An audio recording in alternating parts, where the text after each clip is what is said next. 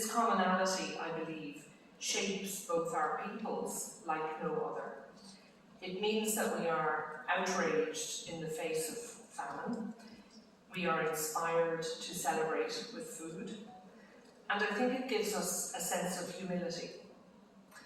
I believe that only an Irish person can truly understand the hidden meaning when a Korean friend says, "다목적홀에서?"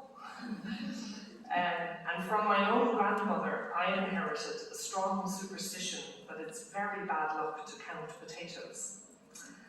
One positive consequence of our painful past is that it has led us to be pioneers of sustainable food systems. This drives world-class safety standards, innovation in productivity, emphasis on health outcomes and biodiversity. It also has generated leadership in reducing and managing food waste. Globally, 13% of all food produced is lost between harvest and retail. Shockingly, a full 19% is wasted by households, retailers and food service. This equates to 10% of the world's greenhouse gases and 1.3 meals per day for every person affected by hunger in the world, to the value of $1 trillion per year. These statistics should shock us. As we see the impacts of climate change now in our daily lives, addressing food waste is one simple challenge that we can tackle immediately with the right approach, awareness, and technological solutions. Here in Seoul, your world-class food waste management system is the envy of many of us, with almost 100% of food waste recycled. In Ireland, our approach differs somewhat by being more focused on behaviours and stimulating action by households and businesses to reduce the waste generated in the first place, and taking a circular economy approach to managing any waste generated. One Irish company, Food Cloud, has been at the cutting edge of using partnerships and technology to stimulate circular economy in food waste. Broadly speaking, their model is to off-take food waste from farms, retail and hospitality businesses and repurpose it for those in need.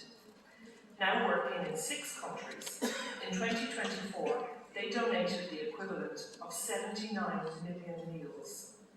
And their technology platform is accelerating results, especially in Kenya and Indonesia, helping to match supply and demand and tapping into sources of climate finance.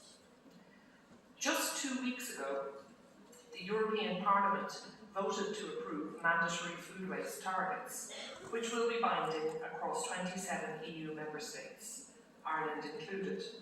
This will also address textiles waste, which is an emerging concern in this era of fast fashion. I am excited about what Ireland and Korea can learn from each other in this really important area. I am convinced that we are 2 countries uniquely placed to show global leadership and encourage more concerted action globally, given the international nature of our food systems. And I am committed to make those connections in order to make this happen. In Ireland, there is an old saying, "Enough and no waste is as good as a feast."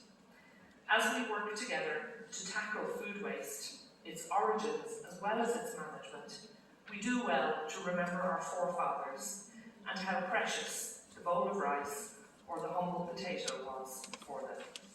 I wish you well with this conference and I look forward to the discussion. Kamsahamnida.